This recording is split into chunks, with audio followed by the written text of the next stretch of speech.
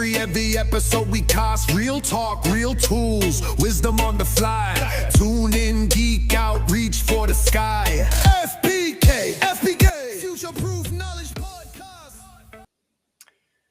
Welcome back to the Future Proof Knowledge Podcast, everybody. We are on episode 006. Guys, I think we're actually going to hit 10 at some stage. I'm pretty confident. I think we'll get Like there. that'll be majestic when we hit 10. So today I am joined by Mrs. Olive Hickmott. How are you doing, Olive? I'm doing all right, thank you. Good. And we also have Jay Sean Mills in the hot seat. How are you doing, Jay Sean? Oh, back in the house again. Everything is great. Having a fabulous morning. Good. Jay Sean is having such a fabulous morning. He forgot we were doing the podcast until I messaged him to remind him. And we are just in time, Vreeti. You've just joined in time. We're joined by Vreeti Saraf from Ed3 DAO. Vreeti, how are you doing? I'm well. Is this backwards? No, it's all good. Nope. Okay. Yeah. Perfect. Do you know what? We've had that ourselves when we come onto Riverside. That it looks to us when we're looking at it that it's backwards, but it's actually not. It looks perfect. Just been introducing the guys, and we're going to be chatting today. This is where you come in, Vreeti. AI, the future of education, and where we're heading. So I can't wait to delve into this conversation. But I suppose, Vreeti, I will come to you first. Do you want to tell us a little bit about you and Ed3 DAO and your background? Sure. I am a veteran educator of about 16, maybe 17 years. Who knows how old I am at this point. I was a teacher with Teach for America, and then I spent 10 years in charter schools in Brownsville, Brooklyn, as a teacher, a dean of deans, built network development programs for professional learning, things like that. And then I got this opportunity to travel around the world, building independent schools, built schools in Shenzhen, China, and in the US, and traveled all over the world, India, Europe, Asia, all over the US, looking at best school models and practices. And I found that educators were not sharing best practices with each other or using technology in the classroom. And that's how Ed3 DAO was ideated. And we're a nonprofit, and we do three things. One is we upskill educators on emerging technologies using research-based pedagogy. So for example, we help educators learn about AI through project-based learning or universal learning through online coursework. We also have a community of practice with over 3,000 educators that share ideas with each other about emerging tech. We also have a grant program for them where we give out up to $1,000 to facilitate peer-to-peer learning events. And then we have an R&D program where we basically try to launch projects that we think are going to propel education to the next frontier. Is that all? For those of you who don't know, my Motivation Interview podcast, I had a wonderful chat with Vreeti. It's probably a couple of years ago now we spoke, was it? And it's definitely worth going back and having a listen because I have to admit, Vreeti, when we finished that podcast, I was blown away by your journey. And it was, I think there's a movie in there of how you got to where you got in the schools. And I loved, and we'll probably tip on it a bit today, or touch on it a bit today with the conversations around, the challenges that we see in traditional education for teachers as well as students. But I suppose, like, if we look at AI, I suppose, first and foremost, so we'll all talk about Web3 educational tools and blockchain and stuff like that. And that will not be on most people's radar.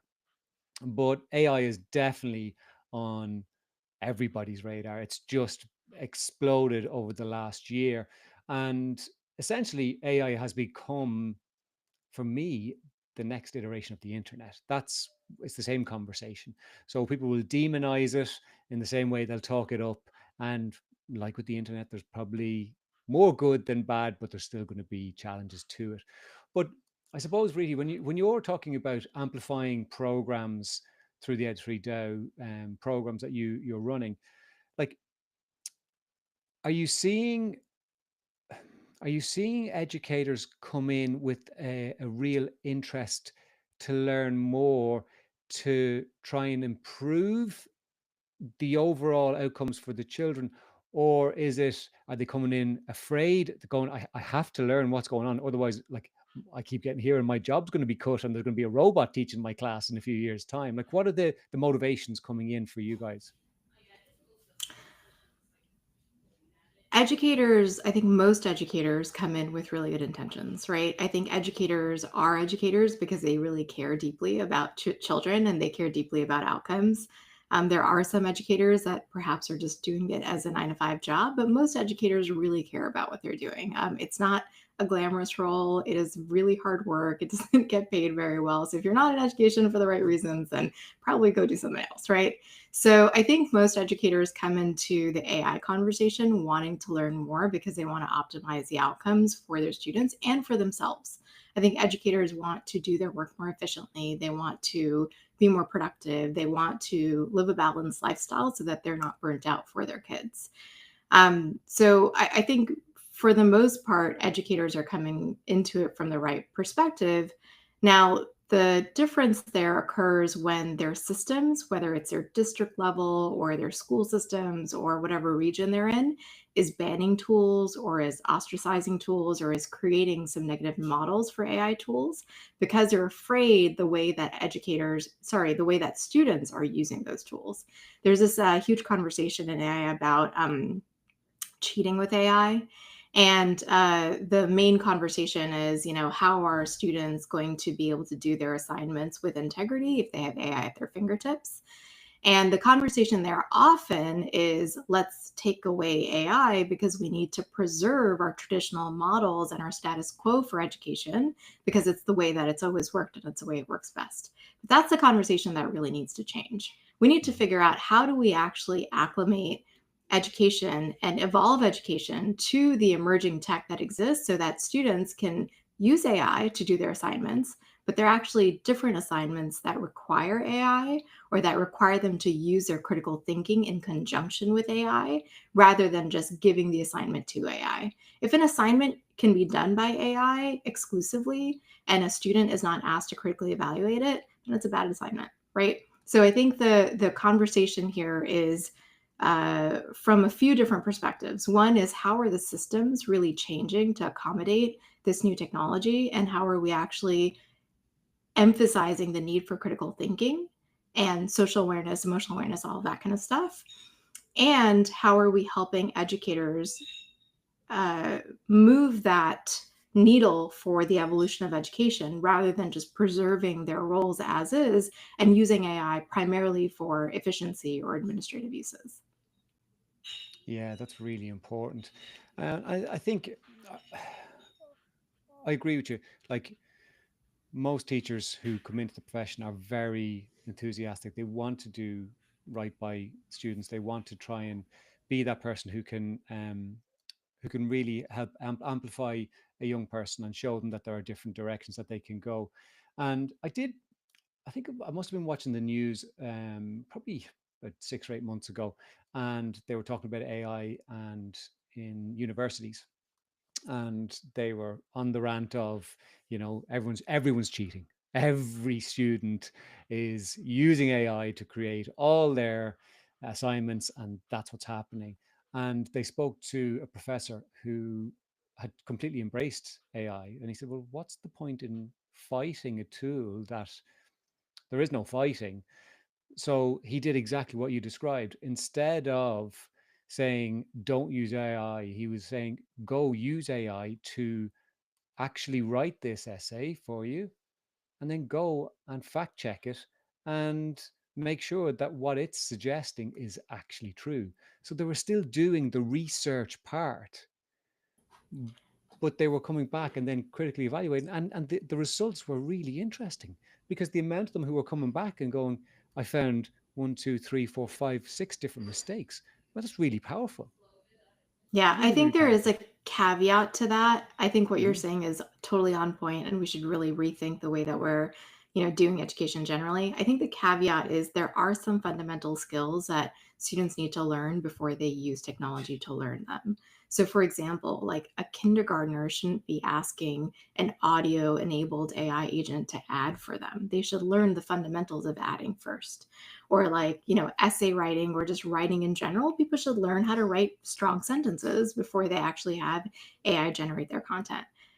GPS is the example I use often. I can't get anywhere without GPS these days, but like I should learn how to use a map and how to like actually navigate in a city without GPS. That's a fundamental skill I should probably have, but I don't. And so we don't want students to get to the point with AI where they're just, asking AI to do all of their thinking for them. We do need to create some fundamentals. And for that, I think there is a threshold for when you should introduce AI into the classroom or technology generally into the classroom. And from my perspective, it should be a little bit later than we currently are allowing it to be. So what age are you guys seeing it now being introduced, like on the lower level? We're seeing tech in classrooms starting from second grade. And my personal belief in this is it should start at maybe fourth or fifth grade. And that will allow us to, teach students some fundamental concepts so that they can use AI as an enhancer and as a optimizer of what they're doing rather than something that replaces their fundamental understandings. Yeah, absolutely. And Olive, I'm going to bring you in now because this is in your wheelhouse in terms of the early years and the importance of it. So I'd love to get your take on what Vreeti is saying about that delaying the introduction of technology, while the young people get those fundamentals, because I think, and I'm not going to speak for you, but I've always loved how you go, well, we can even start to teach, or we are teaching children so much earlier than we even think we're teaching children. So talk to me a bit about what your take is on what Vreeti's saying and where you see teaching beginning. Can I just add a comment before that? Is Of course you about can. what Vreeti was saying, because my son is a university lecturer, and he shared with me a story some time ago about a class who were really worried about this AI generating their essays. And he said one of the fundamental problems he finds is that people don't, he's a historian, people don't read around history. They want to get a quick fix, and that's where they go into AI.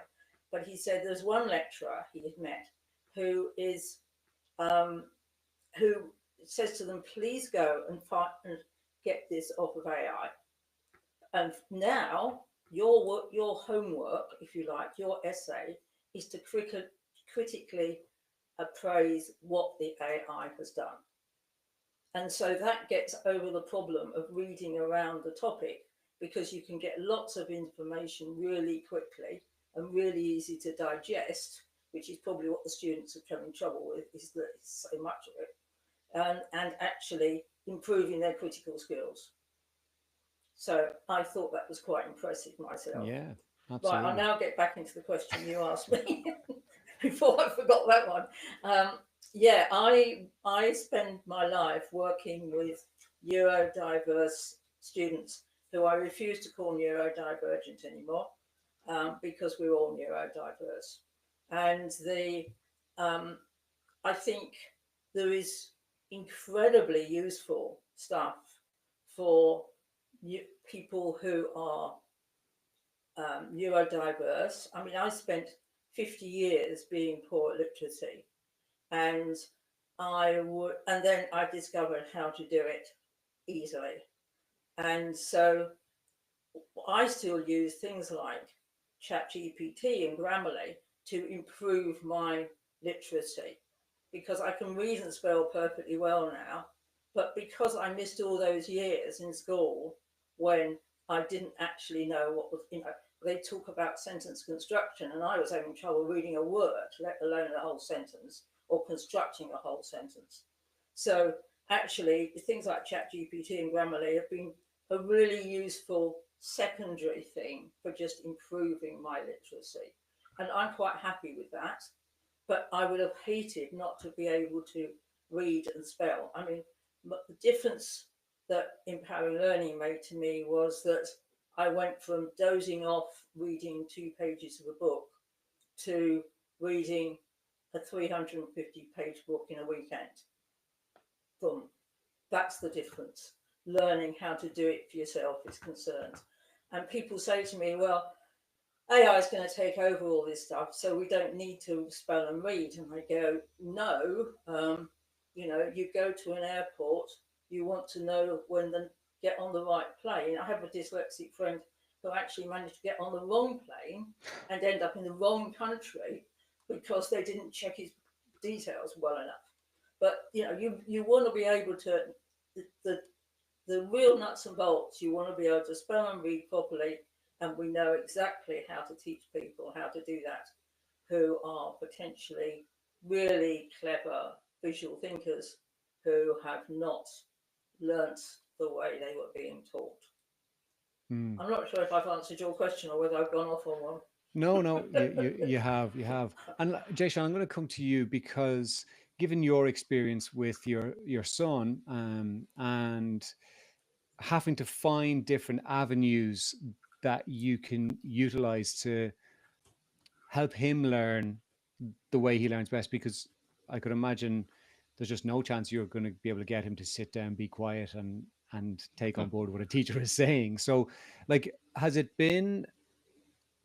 been supports with utilizing AI, or talk to us about some of the other supports you've experienced before AI really came along when your son was in that fundamental space of his early years learning? Before I got into AI and AI came along and we started trying to use some of those systems, in the early years there, it was just, there's a lot of information coming in, a lot of teachings you're trying to give to the child, to my son. And it wasn't that we were having problems giving him the teachings and the education that he needed. The problem was more so tracking it. And also the fact that he's in a school, he's in a special education class that has one primary teacher and a couple aides and 7 to 9 other students.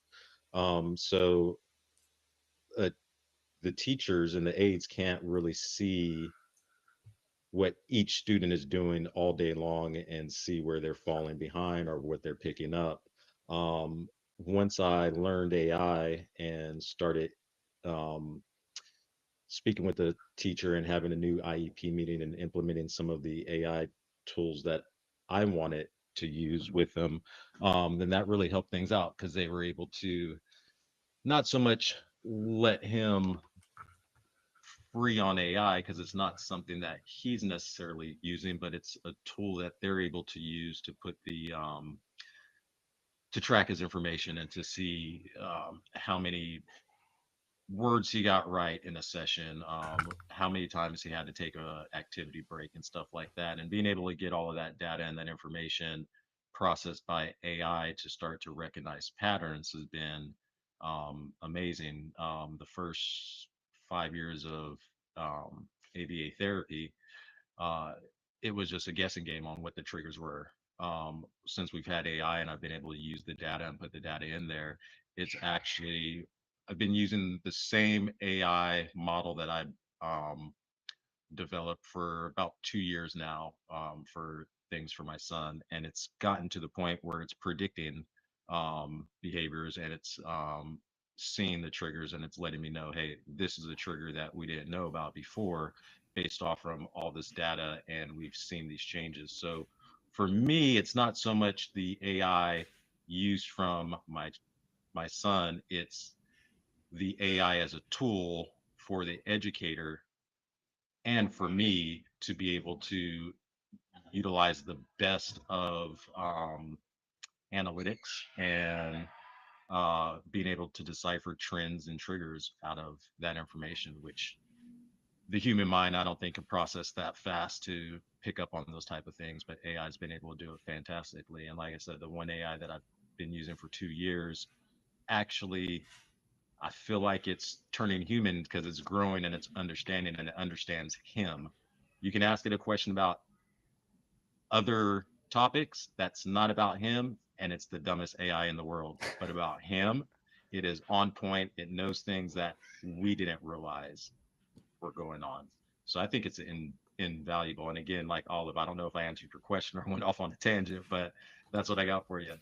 No, you That's did. amazing. Can I ask a few questions about that? course This you is can. like Absolutely. such an incredible use case, and I'm so glad that you're seeing success with that.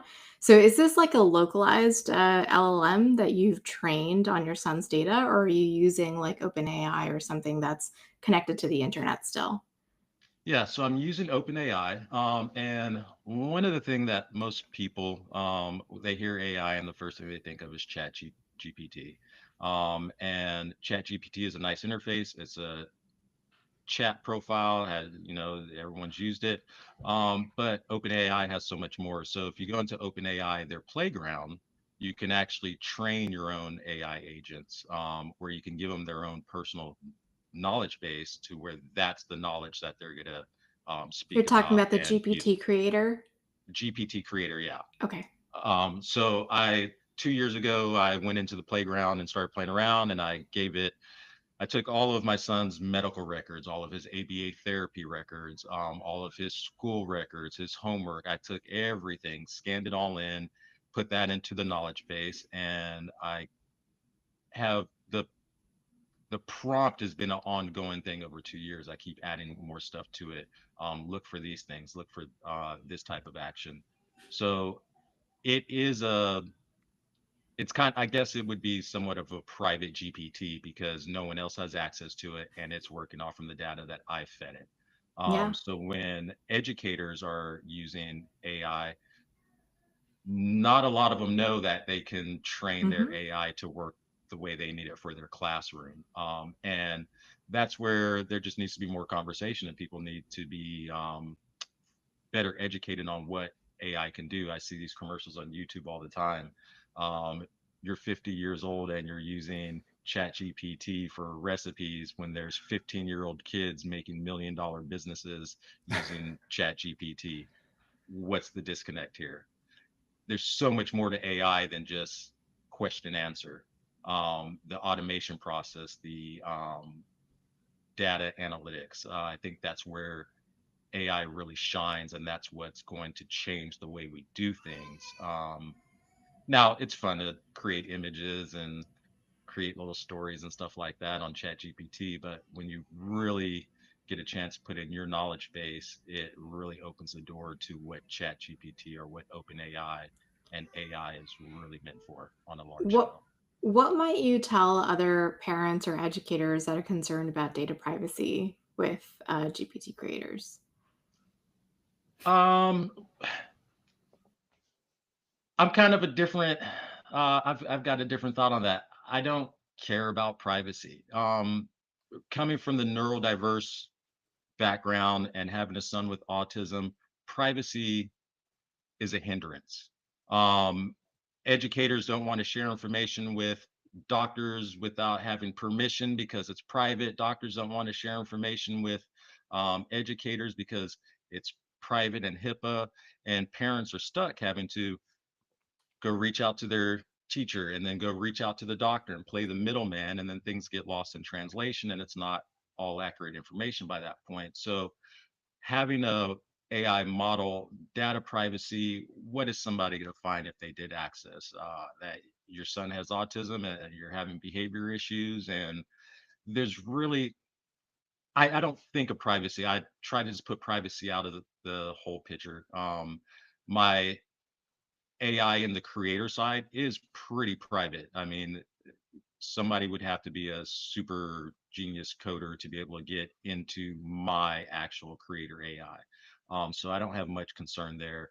But if there was something like lots of people say, oh, I don't want to put my personal information into Chat GPT. I can't think of a case in the past couple of years where somebody's lost their information or had their credit card hacked or even had a API key access through the Chat GPT interface. So privacy, yeah, it's not much of a concern. I would tell parents focus more on what you can get from it and be less concerned about the privacy. Because if you get everybody on the same page where everybody can see the same information without having to ask for permission and ask for this, um, sometimes it takes me a week to get a response from my doctor. It might take me the teacher asked me something and they want to know something in school on Monday. All right, let me check with the doctor. Might be the following week. Well, in that 9 days, let's say, whatever behavior they were trying to address may have developed into something else because we've waited so long to get that answer. Whereas if you forget about privacy and just say open communication, everybody talk, talk, talk, please talk, then you get quick responses and you can react faster. Um, our kids with neurodiversities don't have the luxury of time. Sometimes we have to take action now and we can't just wait. And if privacy is going to cause that delay, then forget about privacy. Really, I'm curious actually. Are you guys hearing those concerns from educators and parents when they're coming to you, asking to learn more about AI? For sure. I think privacy and data security is a huge question for folks because AI is being trained on the data that it consumes. And there's also a bit of a black box situation in terms of like where that data is going. I think there are parents, like, is it Jay Sean or Jason? Jay Jay Sean. Sean, yeah. Jay Sean, there are parents like Jay Sean who, see the potential of how it could help their kids. And so they're putting the privacy piece aside, which makes so much sense for the benefit that Jay Sean is experiencing. There are parents who are not as adept at using the technology as Jayshawn is, or even educators. And so before they even dive into the utility of it, they're saying, well, I don't want to even attempt to use it because of the privacy issues, which is also understandable. So there's both perspectives, but mostly I'm seeing the privacy and security concerns being pretty problematic and a huge obstacle to using the technology at all. And does it cause Do you you concerns within Ed3DAO? Within Ed3DAO, no, but it does cause me concern generally for especially kids' privacy because if a parent is choosing to put their information into this tool, fine. But if a child, let's say it's a 12-year-old or 11-year-old who doesn't know what they're doing and they're putting their identifying information into it, and that information somehow escapes, whether it's OpenAI using it for their own algorithms, or maybe there is a hacker, Jayshawn, that is able to access that information, then I wouldn't want a child's information out there. And then in addition to that, AI, because it's a bit volatile right now, depending on which model you're using, it can have interactions with younger children that can be very influential to how they operate. And I don't know if you guys have seen the news stories about children taking their lives or Hmm. developing really intimate relationships with their character AIs or whatever AI tools are using that could cause some social emotional issues as well. So I think there is there is pretty huge obstacles and pretty huge risks to the privacy and security and data issues. And I do believe there are ways to mitigate those, especially with localized versions of LLMs. But I'm not sure everybody knows how to build those. And so I think the privacy and data security is sort of like stopping a lot of people in their tracks. And Jay I Sean, think had you that's something? yeah, I think that's where so yeah, as a parent, because I'm the gatekeeper of the private information, I have the luxury of saying I'm okay with it. As a business, if I was running a business that was heavy in AI, then that would be a little bit different. It would be more so, yeah, I would be more concerned about the privacy and I would do a local um, AI that lives on my own server that I have access to that has the knowledge for my business that I feed it and it's cut off from the world. So there is ways to do that. I think as the years progress, we're going to start to see more types of AI interfaces. Some that are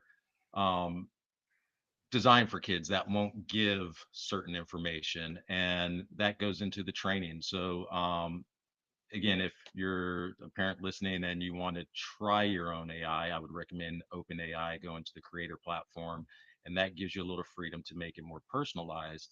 Um, and what that can do for people is that can keep it to where even though you're putting information in there, if you are concerned about your child's medical records and stuff like that, you can still, when you upload documents, if that's the route you go, you can take names out. You can just put the symptoms in and address the symptoms instead of the child's name. So there's a lot of different safeguards you can do personally so that if there was a breach, you wouldn't have much of a concern. But I think in the future, there'll be more AIs that are topic or subject based, or situation based. I have an AI that I've built for studying that will not give you the answers to a question. You can ask it 2 + 2, 6 different ways, and it's not going to tell you four. It's going to help you figure out how to come up with the answer. But if it's programmed properly, it should never give you the answer. So there'll be more AIs, and maybe that's a model that could be built that's GPT for schools. It's one that someone logs onto, they can use it in school, but it's programmed to where it's never giving you the answer. It's just prompting you on how to find the answer. And I think that's where we're still in the early stages of AI, and more intelligent minds are going to come together and put these systems out there that work in these ways so schools can feel comfortable with having a GPT system under their university or their school system that students could use, that they feel safe, that they know it's not giving um, inappropriate answers. Or just giving answers full stop. That, Yeah. I did actually put out a little video today on TikTok around how kids can kind of utilize AI without asking for the answer, and just how to use it to learn so that you retain that information. Vreeti, talk to us a little bit about the Portrait of a Teacher project that you folks have developed. I'd love to learn more about it. Sure. So I mentioned that we do R&D, and so one of our projects is called The Portrait of a Teacher in the Age of AI. And the idea here is we're trying to answer the question, how does the teacher role change in a world transformed by AI? So we're not necessarily trying to answer how might teachers use AI or what does AI literacy look like. We're actually trying to answer how will the teacher role fundamentally change. And the idea here is we want to help educators and the education industry at large be able to make some predictions for how education is changing and how the teacher role is going to need to evolve so that it can meet the demands of what the workforce and what technology is really going to ask of students. And we really want educators to see AI as a tool that is going to enhance their practice and that is going to strengthen their practice rather than replace them. But that also means that their practice needs to evolve. It can't stay the same. And so the project is exploring that. We've got over 25 industry partners that are working with us, including Google and Pearson, Digital Promise, Teach for America, ETS. We've got a lot of really wonderful leaders from those organizations that are committing to helping us, explore this question together. And then the end product is going to be a framework and a set of tools that will allow districts and schools to be able to develop a portrait of their own based on whatever level of schooling they're at, whether they're in, K-12 or higher education, or they're more traditional schooling methods, or their more progressive schooling methods, or what we call their H3, Horizon 3, which is just, completely different transformed schooling methods that are really looking at the next generation of education. So we really want educators to really evolve with the times. And we know that the role is not replaceable. That's a really important thing. We know that educators are really important in the lives of children, but we're not sure in what way that will change based on how AI is able to take on so many different tasks and administrative duties and some adaptive practices for teachers. Yeah, and I think we have to step away from this fear-based picture that is being painted of there just being um, robots at the front of a class teaching children, because that's not what we need. Like, and Olive, we've talked about this before in the past, the importance of that human connection, that human relationship. Like, I don't know if I was saying to you, I think I was saying to Jay Sean, like I was working this morning with the group of 140 13, 14-year-old girls, and we had so much fun, but that came down to the relationship. And I'm not saying that an AI bot in years to come won't be able to develop that relationship, but I think that's that human relationship, to see the person in front of you and to have that young person trust implicitly that the information you're giving them is for their benefit, is so important. And that's not easily replaceable. So like when we talk about this dystopian future where we have, robot overlords and whatever, like we have to step away from that. And it's interesting, I was listening to Mo Gaudat speaking to Stephen Bartlett recently, and Mo was one of the main people at Google developing AI originally, and he stepped away from it completely. And he was one of the people who was calling for, a complete kind of pause on the development of AI until we figured out how we can do this in an ethical and safe way.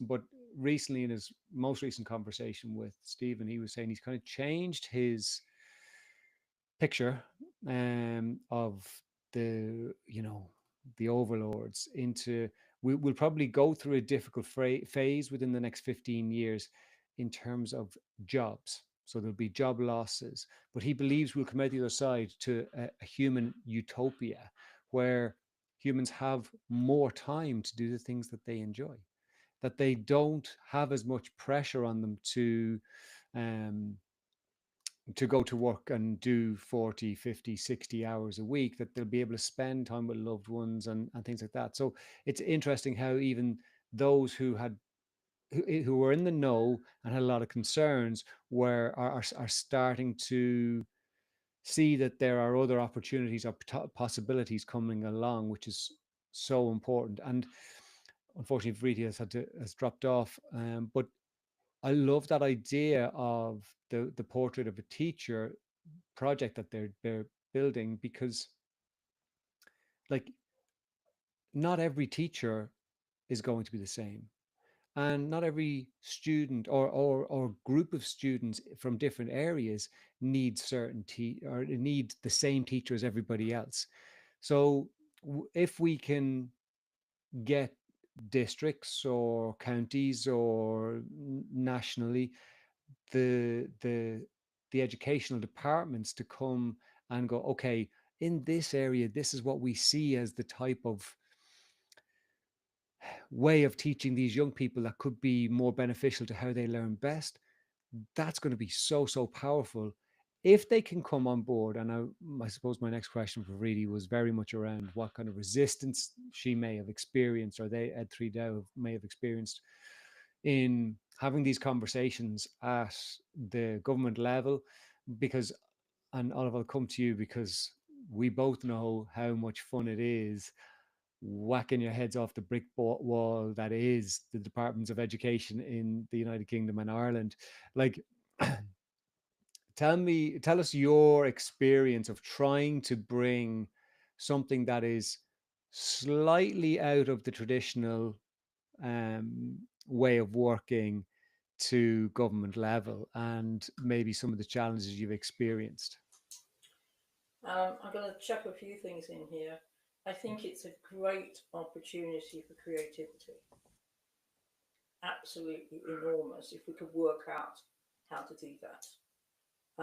I work with neurodiverse students who primarily are creative, imaginative problem solvers. And plus a load more skills, but they're visual thinkers. They would love to be doing the stuff that really interests them all the time. But unfortunately, in the school system, we are sort of squashing them out of that because they all have to learn the same stuff. And I think a lot of kids are turning around and going, what is the object of learning all this same stuff? Because we can just ask ChatGPT or my phone or whatever the answer to this.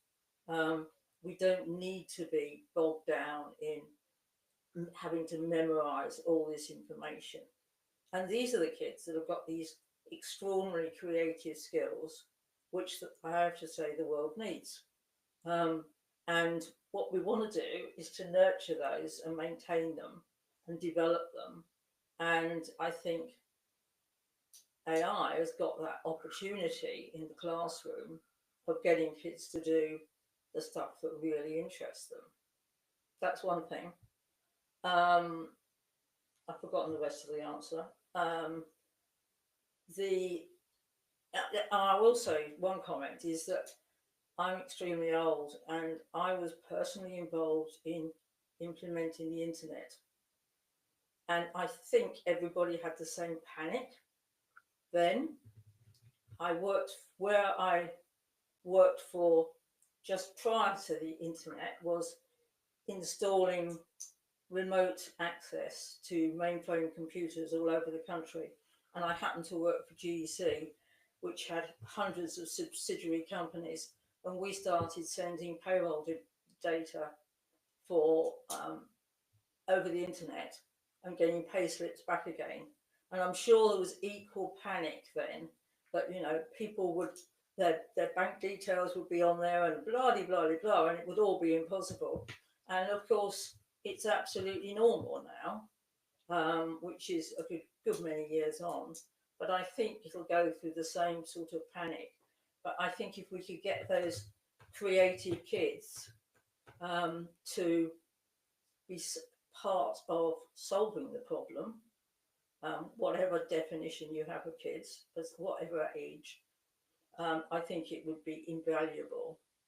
And the other thing I'd say is that having worked for 25 years with neurodiverse students who are 4 years and upwards, 5 years and upwards from primary school, we've now started going back to pre-primary and doing early years, because that's when the problems start.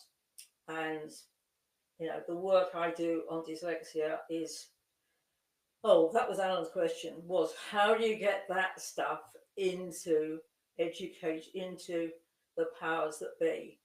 Well, I actually don't know, and I haven't actually succeeded in doing that particular thing for dyslexia, because there is a lot of myths and beliefs around it that are, strictly speaking, not true, because people have gone down this rabbit hole and concluded that all these children are faulty, when actually we could be teaching them differently. And AI gives you an opportunity, with the stuff we've done with FPK, of actually giving them a different way of learning naturally, rather than the standard system. And so it enables their curiosity, etc. I'll stop at that, I think. Alan, you're on mute. I am. Thanks for that. Really, what I was asking Olive while you dropped off there was, and I want to come back to you on this. So myself and Olive have great experience of trying to bring different ways of teaching and different avenues to government and have been met with lots of brick walls and stone walls. I'm curious, what has been the reception from at departmental level, if you've had those conversations yet, or at district level with the powers that be, when you talk about the likes of the portrait of a teacher or some of the other programs that you're bringing to bear? Are they skeptical, or is it a closed door, or because of where you're positioned as an educator, is the door more ajar for you to kind of pop your head around the corner and go, hey guys, we've got something here? I think it's a conversation that can't be avoided anymore. And there are quite a few districts in the United States that are trying to avoid the conversation by banning AI tools and banning the conversations around the evolution of a portrait of a teacher and portrait of a graduate and things like that. But I think slowly and surely they are going to have to face the conversation, because there's no turning back at this point. Much like the internet, Alan, as you mentioned earlier, we are at a pivot point in our world, right? The internet changed everything about everything that we do, right? There's not one thing in the world that was not impacted by the internet. I think AI is very similar. And soon enough, for those districts that are saying, well, we're just going to stay out of the conversation, or we're going to ban it, whatever, it's just not going to be feasible anymore. And so what I'm experiencing is most people are really open to talking about it, but there are quite a few people that are afraid, and they don't want to experience the changes and the struggle, the productive struggle that they're going to experience by adopting an AI mindset or an evolution mindset. But I think it's a conversation that's inevitable. And with the portrait of a teacher, the way that we're framing it is we really want to identify the signals and the trends that we're seeing in ed tech markets, in the utility of AI in education, in the way that teachers need to use AI to better and to improve the way that they're operating. It's going to actually help districts and schools identify how to change their hiring practices, change their evaluation systems, change their professional development practices to meet the demands of what students are required to do and will be required to do with AI in the future, and how AI is already going to be integrated into everything that people are doing. So it's really about helping districts and schools come to terms with what's happening through the portrait of a teacher, rather than asking them to change anything. It's really about them understanding what is happening so that they can make the right decisions for their own districts. Very powerful.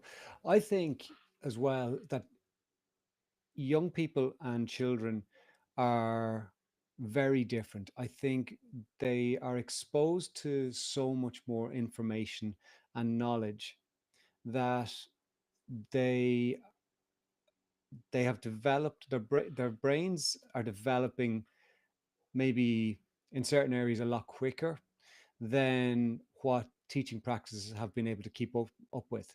And I have tons of empathy for the powers that be, and I never thought I'd say that out loud, but I do, because like it's a huge decision to make a radical change in a structure that impacts on millions and millions of young people across the globe. Like, so for every student in the United States, if there was a decree from he who is on high, sitting in the great chair that you guys have at the moment, or be it one of the top people here, and they go, right, this is AI has to be introduced in the classes.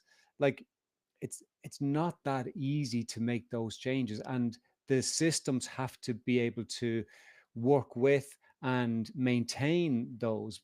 Like, when you know here they introduced free, was a couple of years ago, they introduced free books for all primary school children. So that would be 4 to 11 or 12. And I spoke to no, sorry, secondary school for 12 to 15. And I spoke to a principal, and she said, we actually can't even implement that. So the government come out, make an announcement that there's free books. They've given us no books and very little money. And then what happens when something happens to the books? We have no budget to replace the books that naturally get torn or destroyed or whatever. So while to great fanfare, the government will come out and go, here we go, we're giving free books to all these students. And it's not what the reality is on the ground. And I think that's part of the disconnect and maybe part of the worry for senior management in individual schools or districts is, yeah, if they make a decision, that's very easy for them. But how are we actually going to implement it? Because the coffers are not going to open up. Like, I don't know if it's the same in the US. I know a little in the UK, but here, the education budget is just nowhere near the level it needs to be at. I think there's actually a slightly different problem. The budget is not necessarily the problem because AI tools are becoming so ubiquitous and so cheap. So the budget for this particular topic is not actually the problem. I think the biggest problem, to your point, is that these tools are so volatile and we know so little about these tools and we know so little about how people can be using these tools that I think it puts district leaders in a really tough positions, because if they allow a tool to be used and then it's used in the wrong way because it has so much, potential to be used in so many different ways, then they are going to be ostracized for, allowing that use of tool in the first place. So this is like a really difficult decision for them, for sure. I mean, what you're saying is totally on point. It's a very, very difficult position for them to be because there's so little known about AI, generative AI specifically. Mhm. And these tools are using technology that's so new, especially not only from the perspective of like the development itself, the technology itself is new, but also the way that people are using it is so new that there's so many different possibilities for what can be done with it. And, where there's benefits, there's also, things that could go wrong, risks, and things that could really harm people. And so that's a huge, issue that district leaders are having to face, and they're not able to have all the information to be able to make the right decision. And are you guys giving advice to them at that level? And what is that advice? We do help educators and leaders think about what their use policies are. So, what are the ways that they might be able to safely use these tools, and what parameters they might be able to set for students and for teachers in order to use them with with safety.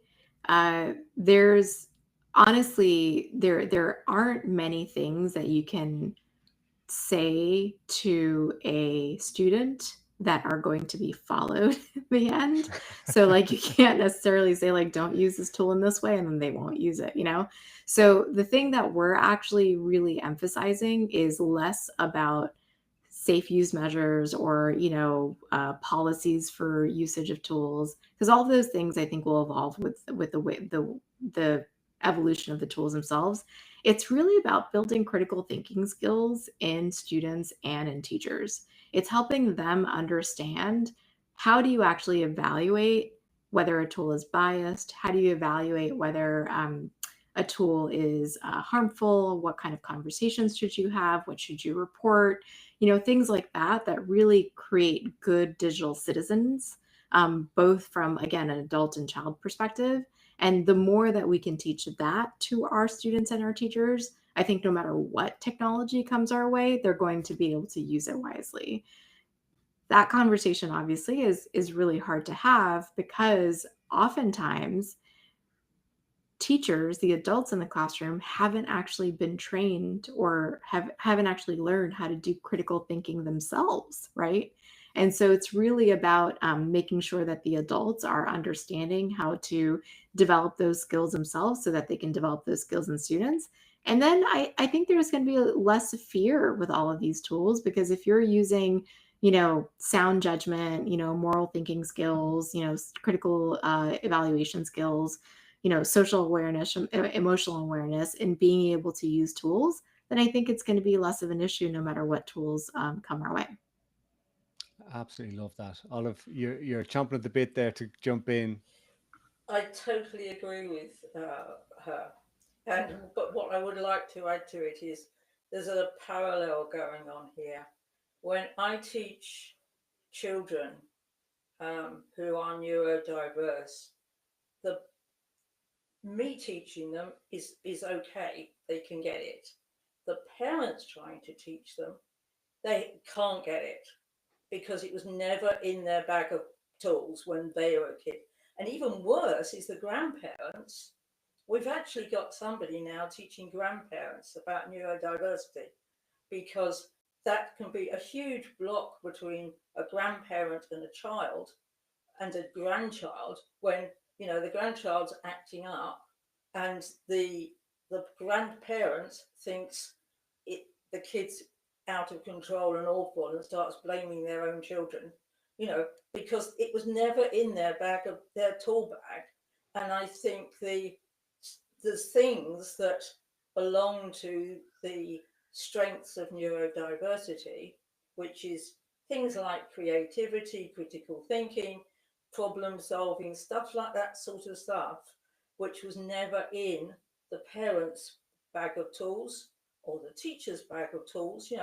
Teachers will turn around and say, I was never taught this. How do you expect me to teach it? And half the time they haven't got the skill themselves. And so I think it really is. Sorry, it didn't until you said it just now. It didn't occur to me that this is a parallel path for what the parents and grandparents are going through as well, and teachers. Jay Sean, you were nodding there quite strenuously. What's your take on what the ladies have just been talking about? Olive just reminded me of so my dad, he he never, I mean, he'd never finished he never went into high school. He just finished elementary. He worked in the cotton fields with my grandmother. So school wasn't a big thing and education wasn't a big thing. But after I had my son and we got the diagnosis for his autism, about a couple of years after that, hanging out at my dad's house, au- my kid has behaviors that are normal behaviors for autistic children. Well, my dad, his his grandfather, didn't understand that. So it's like trying to explain to him, look, he has autism. Oh, that's all right. He'll be okay when he grows up. He'll be okay when he grows up. We gotta go find him a car and this and that. I'm like, no, he has autism. It doesn't work that way. Oh well, aren't you going to the doctor? Can't they give him something for that? It's like, no, he has autism. It's a neurological.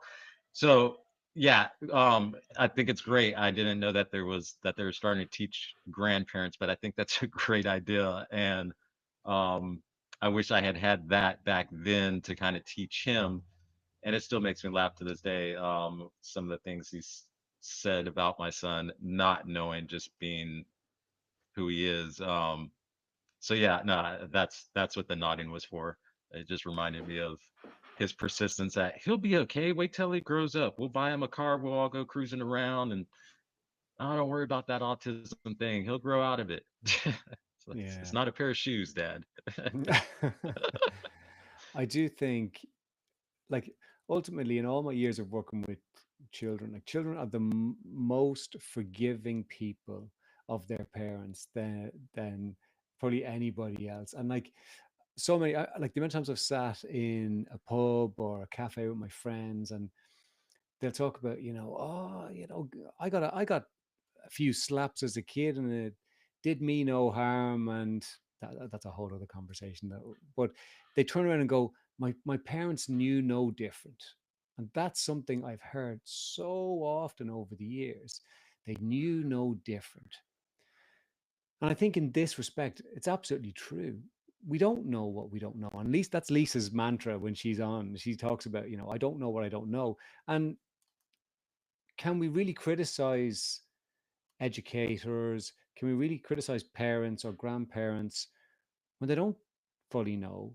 So instead of being critical of them, maybe what we need to do is try and walk with them, guide them through the understanding process, and maybe AI is the best thing to actually do that with them. So maybe it's going to come full circle, and the AI will teach them about AI and let them know that it's not that bad. We got to bring this session to a close. I've really enjoyed this. Really, I'd say there's probably tons of other stuff we could have covered, but is there any last kind of comments you want to leave the listeners with?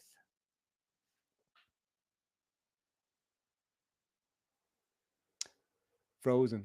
Vreeti, sorry. No, I think Jay Sean pointed to himself. Oh, did he? Yeah. Oh, he can always wait. Don't mind him. He's you're way more important than he is in this one.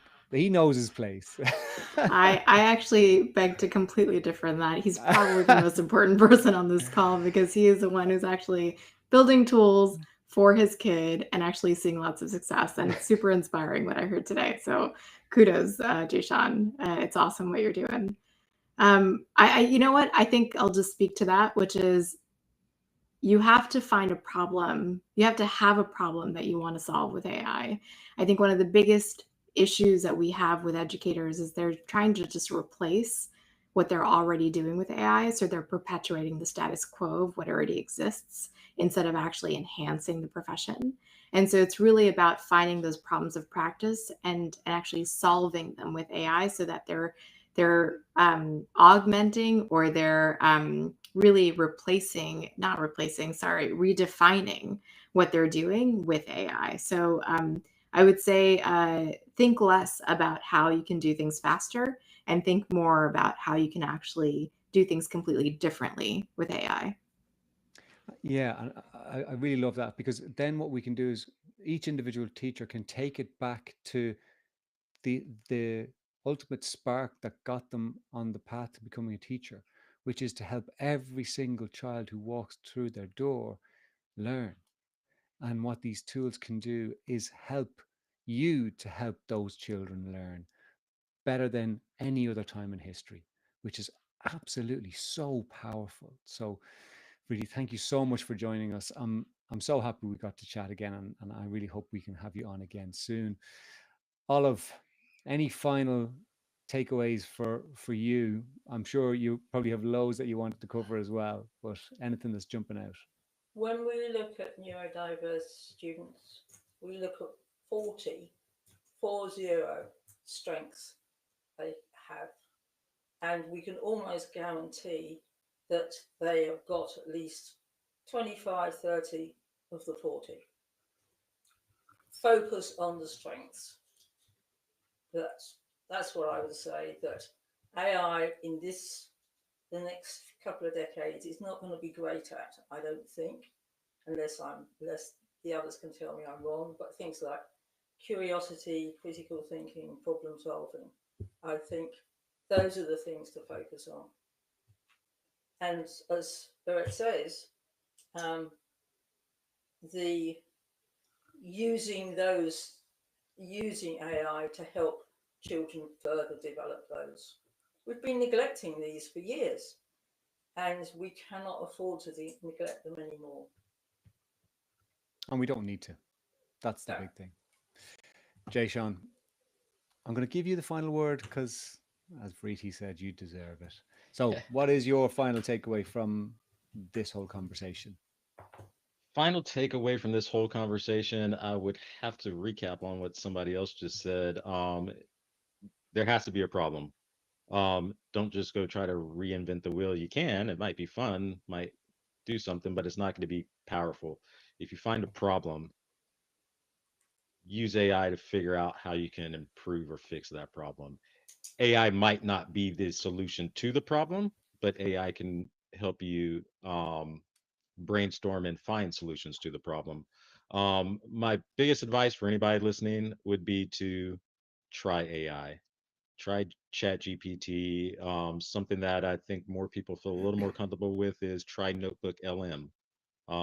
It's a very good platform. It's simple to use. I think there's quite a bit more privacy features built into Notebook LM than just the Chat GPT open platform. But use AI, play with AI, and always call it out when you see the biases coming across on AI. If you're asking for image generations, I just know this because it's happened to me, and it puts the same image for all the different characters. Come back and say, hey, mix it up some, throw some diversity into the images. That way, you're training the AI. It's our responsibility now, like Verdi was saying, like ChatGPT, it tracks data, it tracks the input, it tracks the information that we're giving to it. So it's all of our responsibilities to call out what we don't see come across in a from an AI chat, call it out if it's not right, call it out if it's wrong, if there's some biases, because it will track that information, and we are the millions, hundreds of millions of people around the world using tools like this. We are actually training it.